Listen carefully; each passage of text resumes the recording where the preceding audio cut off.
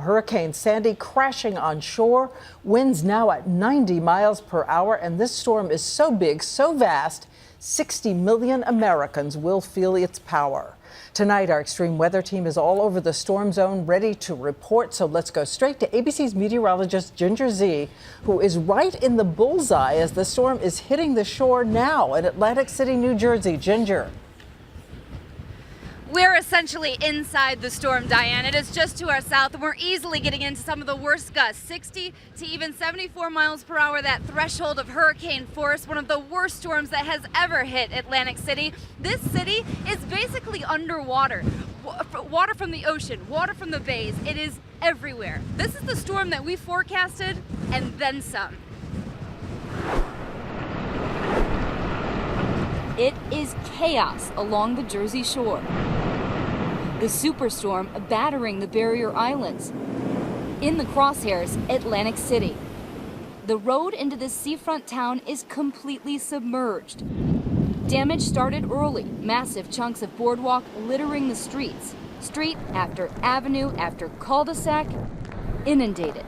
So we just picked one, Blaine Street, and started knocking on doors. Made arrangements with our upstairs neighbors in case the water starts coming up into our house to go ahead and go upstairs. And we've got our kids. We're just going to snuggle in a ball and hope for the best. Once the surge peaks, at high tide, waves at the shore could grow to 20 feet. Out at sea, up to 40 feet.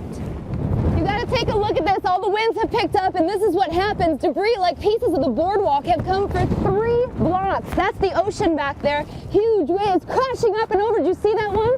Pushing ocean water. The storm is on top of us right now. And it's only going to get worse during the next high tide. So this is taking shelter, what you're seeing right now. That's what we're doing, if you can believe it or not, one of the safest and driest places. This will be a historic storm for so many, but the storm surge is still 90 minutes away from high tide here. We'll have many more pictures throughout the broadcast, of course, but for now we'll head back to Diane. Okay, thank you, Ginger, and we'll be checking in with you throughout this 1-hour broadcast. And now this is the view from above, the superstorm already stretching across 1/3 of this country from Florida to Canada. 1,000 miles long, delivering the kind of rain seen once every century. The flooding waters rising for hours to come, as Ginger said, and ABC's weather editor Sam Champion is reporting now from Lower Manhattan, also about to be hit. Sam? Yes, and Diane, I'm standing in water. New York Harbor is actually over the edge here, and we're standing in it. This is, by the way, driftwood that just washed up. Now, you know, before I came to ABC News, I covered New York weather for 25 years. I have never seen water in Lower Manhattan. There is water now on the streets in Lower Manhattan. Let's show you where this storm, by the way, is going to make its move once it's now on shore. But follow this, and it's very difficult to see where the center of the storm is, but it's practically right on that Jersey shoreline. But then this storm continues to be a problem even once it's on shore, kind of stepping into that Pennsylvania border by the time we get to Tuesday. Then spends Tuesday, almost all day Tuesday, in Pennsylvania. Then Wednesday, almost all day Wednesday into Thursday in western New York State.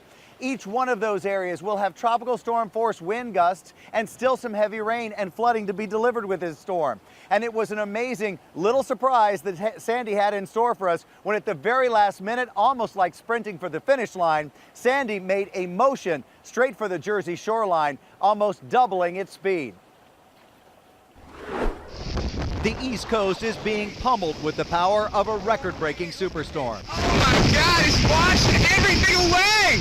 90-mile-per-hour winds, driving rain, record-breaking high tides, and rough surf lashed the coastline as the storm made landfall in southern New Jersey. The mid-Atlantic and southern New England shores hit hard by flooding.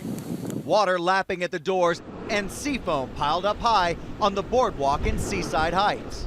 In New York City, a construction crane buckled, dangling in high winds, and raising the concern of other construction sites. The governor closed bridges, tunnels, and doubled the number of National Guard troops deployed. North Carolina has been pounded by Sandy for over 50 hours. Roads have been washed away, and this house in Rodanthe swept into pieces. Throughout the day, Sandy was breaking records and had one big surprise, doubling its speed and barreling toward the shore faster than anyone expected. Up and down the East Coast, residents were warned to stay home and take mandatory evacuation orders for low-lying areas seriously. This is not a time to be stupid. This is a time to try to save yourself and your family. Public transportation for over 12 million people was shut down in New York, Philadelphia, and Washington, D.C. And concerns don't ease after Sandy's landfall. More than 1 million people in 11 states are already without power, and as many as 10 million may lose electricity as the storm pushes inland.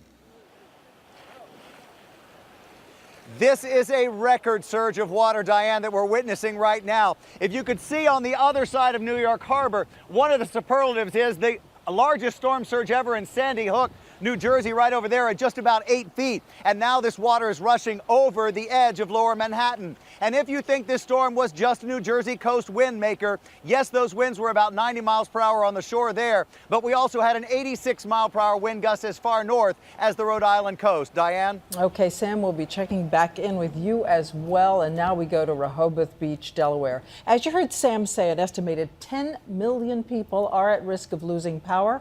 And we asked ABC's David Curley to tell us what's happening there and how fast. David.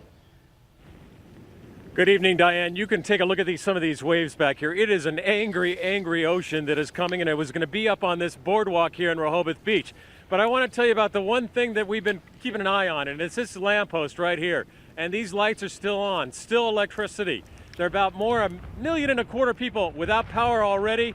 We'll have more about what's going to happen to them in the coming hours, Diane. Okay, David, good to check in with you. We also want to go to Long Beach, New York, because Long Beach built a wall of sand as a defense against the ocean, and ABC's Ron Claiborne is there to tell us if it's holding tonight. Ron.